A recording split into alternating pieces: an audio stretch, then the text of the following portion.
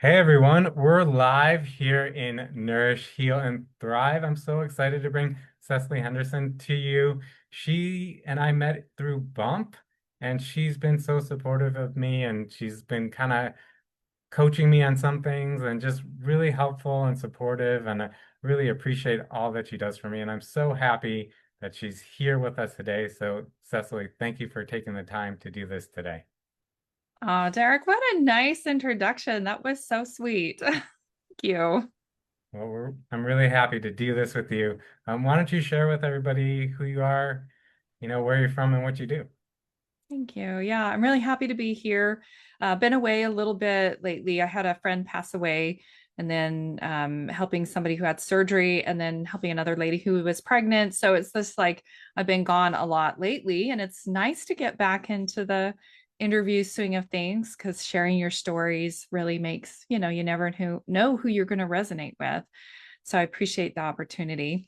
My name is Cecily Henderson. I am a certified health coach practitioner. And also, I have a group called the Hope for Healing Network where I like to share hope and stories of hope because we just need that.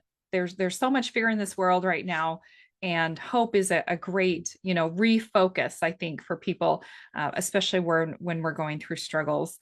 But a little bit about me, let's see, I love scuba diving, I love skiing. I yeah, I'm married. I have a wonderful family. I just love and adore them, appreciate their support.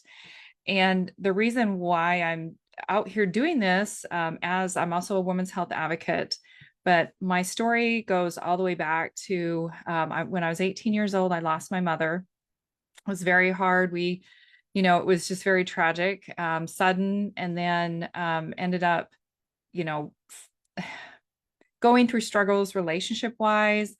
Now I'm married to my husband. We've been married for 27 years now, which is wonderful. But I got cancer at 26 years old. I didn't know, I didn't have a mom, to guide me. I didn't know what was going on. And I had the cancer symptoms for a while until they found out what it was. I had thyroid cancer, came back again when I was 30 years old, had to go through radiation, was away from my family, my kids, because, they can't be around radiation. And at that point, I was so thin and my self esteem had just plummeted. So I decided to get breast implants. It was just kind of, the thing to do back then. And a year later, I was experiencing symptoms like these weird symptoms, and I kept blaming it on, like mom brain or, fatigue from just being a mom. And the symptoms kept getting worse and worse, and I didn't know what was happening. And then in 2014, I ended up collapsing and my legs were paralyzed. My husband rushed me to the ER. They had no idea what was going on. They were ready to send me home. And my husband said, "No, you're going to send her you're going to put her in the hospital right now until you find out what's going on." And it was a good thing because 2 days later, I stopped swallowing. And so they had to put me on IV medications. I had a great doctor that was very intuitive. And then I sat in the hospital for 2 weeks, paralyzed, fighting for my life and the IMCU. So it was just one of those experiences that, you lose all hope. You don't know, I lost my mobility. The doctors had no idea what was going on. And then I was sent home paralyzed and not knowing what to do. Wow, that's an amazing story. Thank you for sharing. So, what do you do when you have no hope? Like, how do you turn that around? That is a great question. In fact, so I haven't told many people this, but I'm actually writing a book about my experiences because I've had hundreds of little hopeful experiences in my life, and I will share one with you today. It was 4th of July.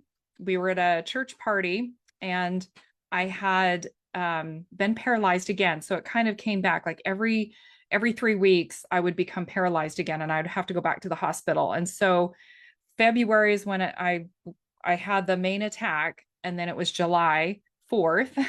So I was in a wheelchair again, completely paralyzed. fighting for my life. I had been in and out of the hospital 8 times between February and July. And I'd had about 20 to 30 needle pricks every time I'm in the hospital. So I would say over 100, maybe 200 times that I'd been poked by needles within just a few month period of time. My arms were swollen. I had, the IV sites were so bad, infected, swollen. I just couldn't handle things anymore. And I remember sitting there in the wheelchair and told my husband, I don't want to go back to the hospital. Just let me pass away naturally, let nature take its course. I don't want to go back. And, my husband was really, I mean, he didn't know what to say. He was really, I could tell he was really concerned. And so he just kind of wheeled me over to the party. I was sitting there, he was chatting with some of the people there in the party. And I just sat there alone watching people laugh and play with their kids and chat with other adults. And they had no idea I was ready to die. At that moment in my life, I was ready to give up.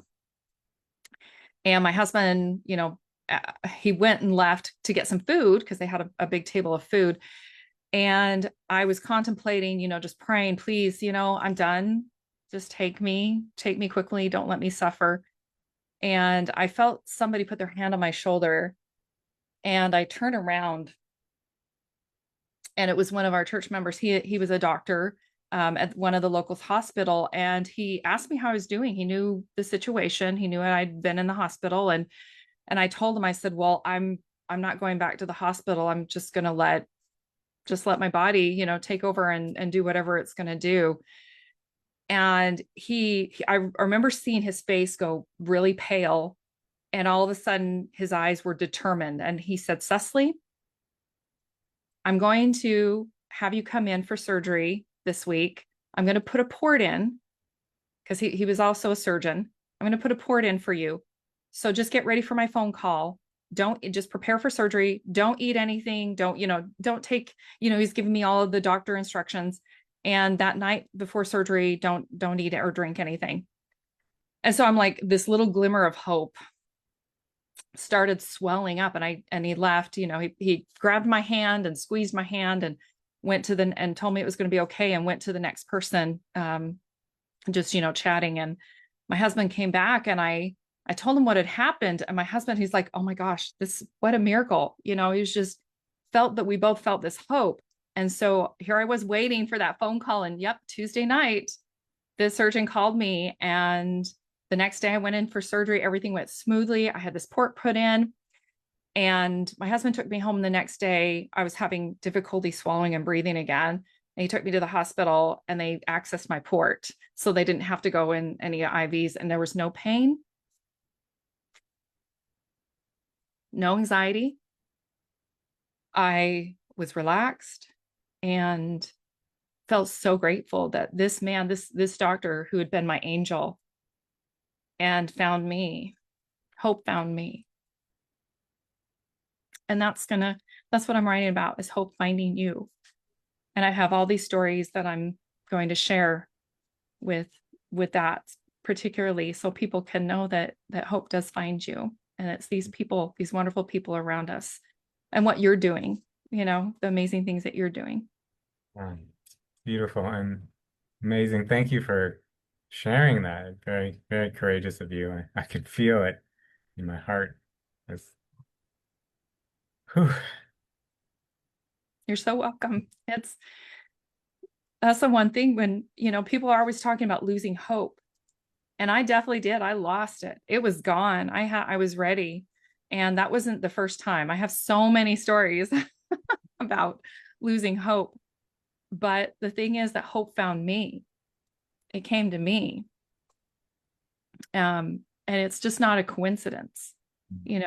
These things happen. And being able to recognize the amazing things that people are doing, that are building up others, that are lifting people up, that are trying to help them. They're all angels here on this earth, helping each other. It doesn't matter what you believe, what your status is, doesn't matter. You are a tool to help somebody else. And that to me is an angel. Oh, beautiful. Wow. So how when somebody finally receives the hope when it comes to them, or whether they find, or maybe they find it, how does that change their life? How do things turn around? Yeah, that's a great question. It completely changed my life. I mean, 100% turnaround where the fear, I mean, you're always going to have some fear, at some point in your life. You're never going to completely get rid of it.